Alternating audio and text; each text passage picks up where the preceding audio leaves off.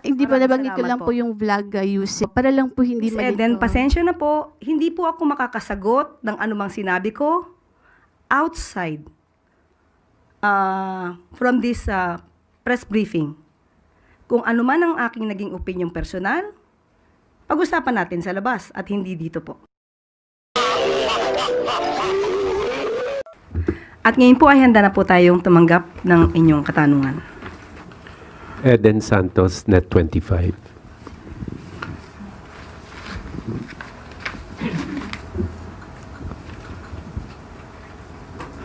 Good morning po, Yusek.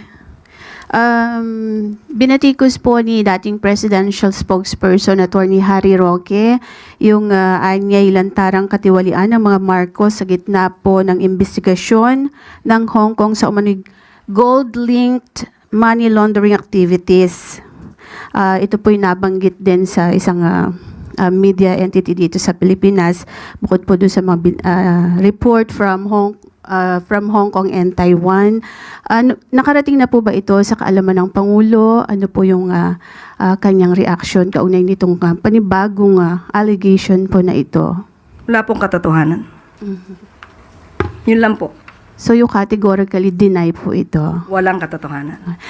Doon po sa pagdalo ng Pangulo kanina po sa One Cebu rally sa Cebu, yung po ang presensya ng Pangulong Marcos ay sign po ba yon na yung suporta niya kay suspended Governor Cebu Governor Gwen Garcia ay parang sign din na sinusuportahan niya yung paglabag or hindi pagsunod ni Governor Gwen doon po sa kautusan ng Ombudsman?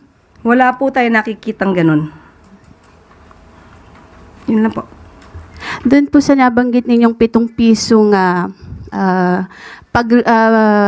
baba ng Duterte administration, pwede po ba ninyong i-clarify yun kung talagang 7 piso, gagawin 7 piso kada kilo yung bigas that time, or yung sinasabi po ng dating Pangulo na reduce o bawasan lang ng 7 piso yung presyo po ng bigas? Nasa news na po yan. Maaari po niyong i-refer po ang news patungkol po dyan.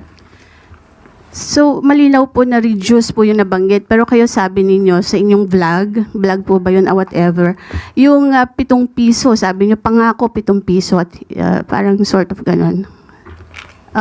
Pwede po ba linawin lang natin yun para hindi naman na pagmula ng fake news? Sa vlog po ba? Nakita, napanood po sa Hindi po yata yun nabanggit sa press briefing. Opo, hindi po sa press briefing. Parang you're talking na pinapakita nyo pa yung SONA something ni PRRD. Para lang po magkaroon ng sa halip Hindi na... po yun pahayag ng Pangulo.